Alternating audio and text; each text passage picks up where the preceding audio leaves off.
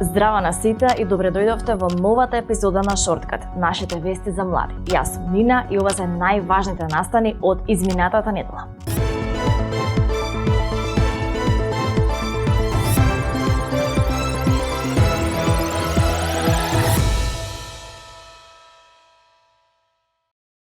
Студентите кои аплицирале и кои биле примени во новиот студентски дом во Тетово во моментов се оставени на улица и мора да најдат алтернативно сместување, бидејќи ветениот дом се уште не ги отворил вратите.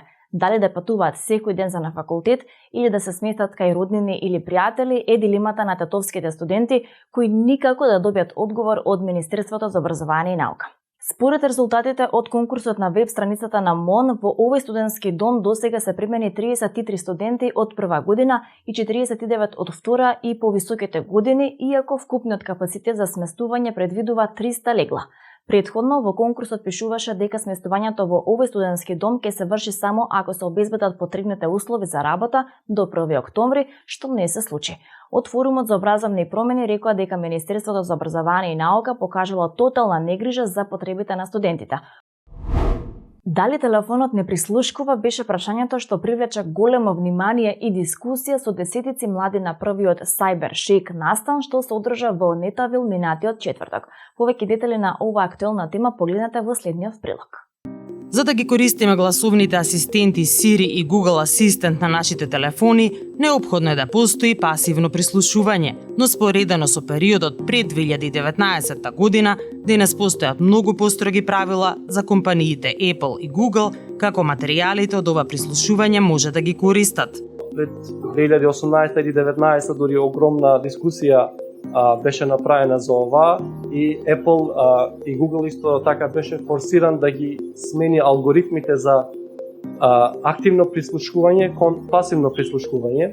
Тој додава дека пасивно прислушување мора да има, како би можеле гласовните асистенти да се користат од нас. Apple и Google гарантираат дека гласовите кои што ги собираат од нас во функција на користењето на Siri и Google Assistant ги чуваат во нашите телефони и не ги користат овие податоци понатаму без наша дозвола. Теоретски шанси да се злоупотребат податоците од технолошките компании постојат, но и Байрам Али и професорот на Финки Анастас Мишев велат дека денес е многу мала веројатноста за тоа да се случи и не се запознати со случаи за активно прислушување од страна на технолошките компании.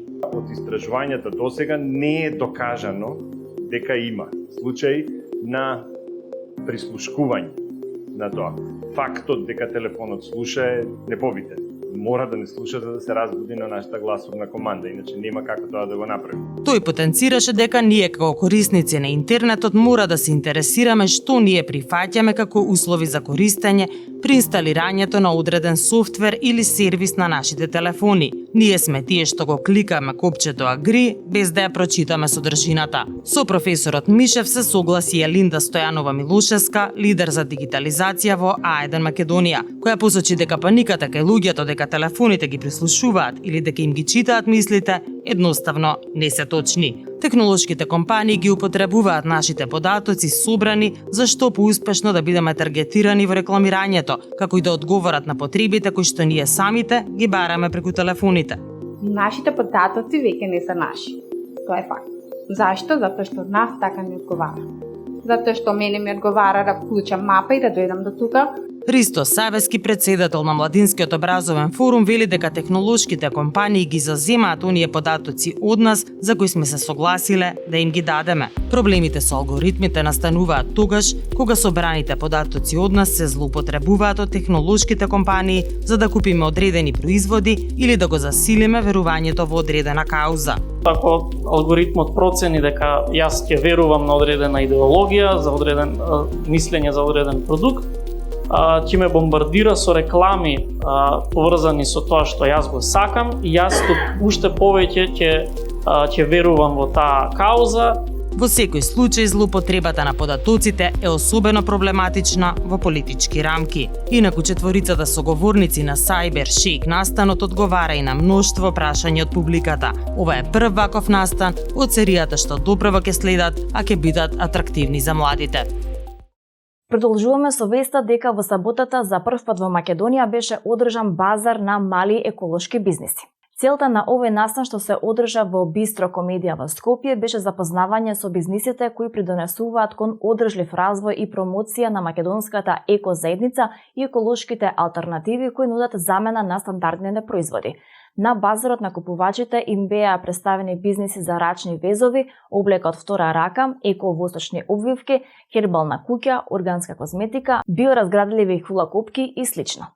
Настанот беше во организација на Сдруженијето за еколошка едукација и одржливо живење Yes for Less и Europe House Скопје.